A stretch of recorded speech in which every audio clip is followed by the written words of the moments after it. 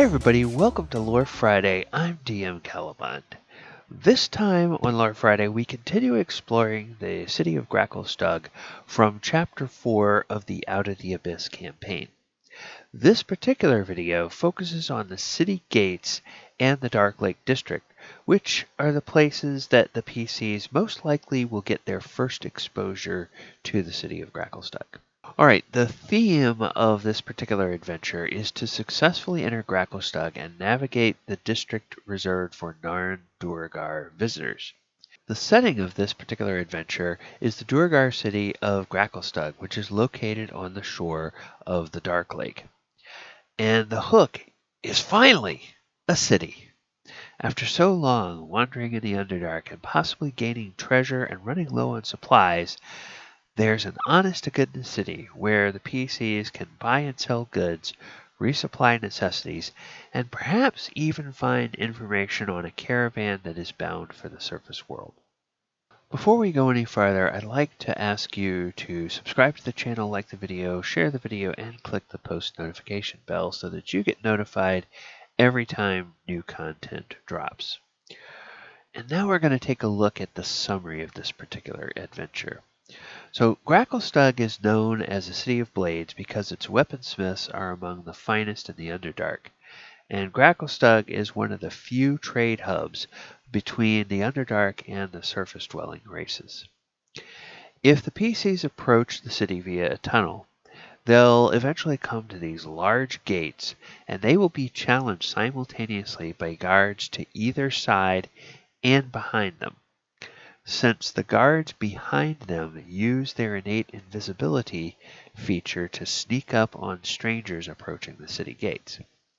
Now, some skill checks can convince the guards the party is worthy of being escorted to the Darklake District, where foreigners are allowed, or, if they fail those checks, it'll wind up with the PCs being challenged and possibly arrested as new merchandise for the slave pens. At the very least, they're going to get hauled off to the Overlake Hold, as it's called, which is the dungeons underneath the Palace of the King. So either way, the PCs are going to be accosted by a guard of some rank that seems to be interested in taking a bribe.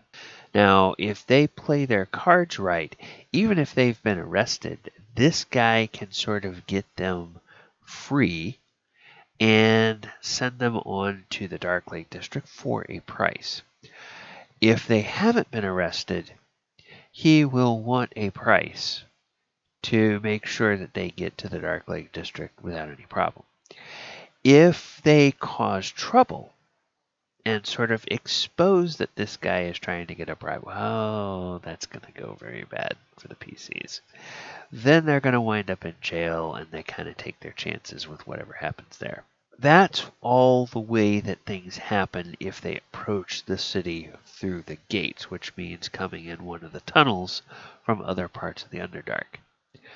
But if the PCs approach Gracklestugh by boat, or if they successfully enter the city from a gate, they will be in or be led to the Darklake District. And it's here in this district that the planned encounters begin for the PCs. Now, in this particular adventure, there's no set order for these planned encounters, and some general guidance is provided on how the encounters can be used.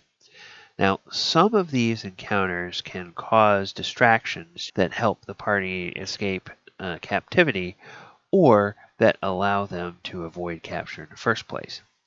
And other ones of these encounters work as a means of gainful employment that makes the PCs the responsibility of another faction, so that the guards of the city are not always hounding or watching after them.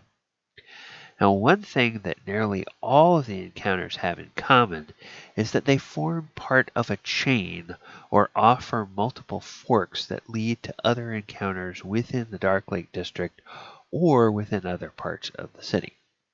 Now, as a DM, you can choose how you use these encounters.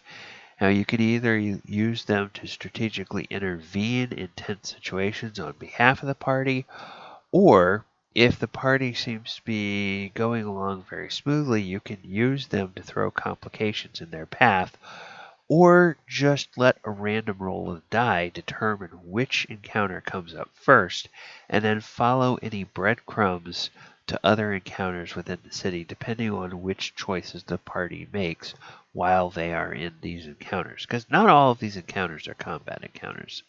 I should point that out. One constant in all of this, of course, is that the PC should avoid making rash decisions. Intentionally antagonizing the locals or accusations against any of the powerful factions of the city are certain to make more trouble for the PCs than they're probably ready to handle at this level, unless you, as a DM, want to be a co-conspirator in any mischief that the PCs commit.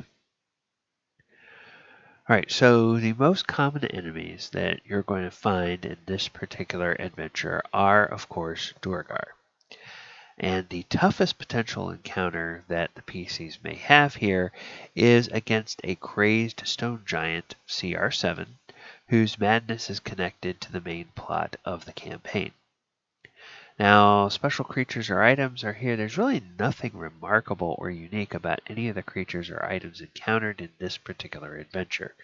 However, many of them have direct or indirect relations to the plot of the adventure. So with the Kuatoa of Slubadop set aside, it's here in the Darklake District of Gracklstugh where the party first begin to see signs of a strange madness that seems to be leaching into the otherwise rational and normal folk of the Underdark, but they only catch glimpses of it on occasion.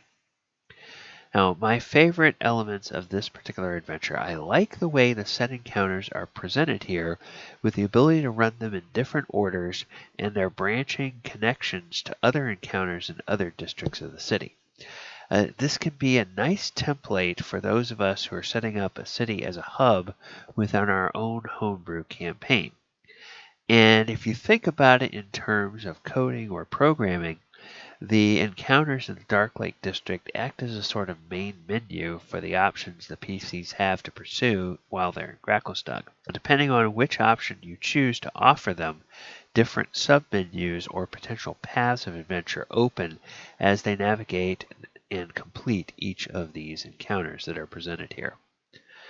Now, the easiest homebrew adaptation for this adventure is to think of this district being relocated to any sizable city in your world that offers a foreign trade district to an otherwise xenophobic native population.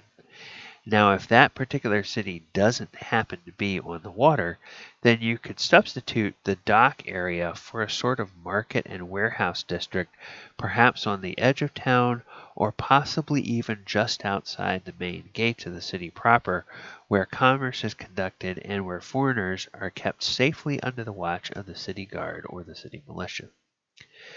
And of course, you can use this adventure with any edition because Duergar have been around for many editions of the game. So that makes it quite easy to use.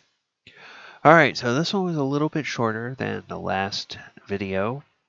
I thank you so much for watching. That's going to do it for us this time. But before we go, I would like to remind you to like the video, share the video, click the post notification bell, and subscribe to the channel while you're at it. And next time we come back on Lore Friday, we're going to be taking a look at Laguder's Furrow and the east and west Cleft districts of the city of Gracklestugh. Alright, thank you so much for watching. I have been DM Gallibond, and this has been Lore Friday.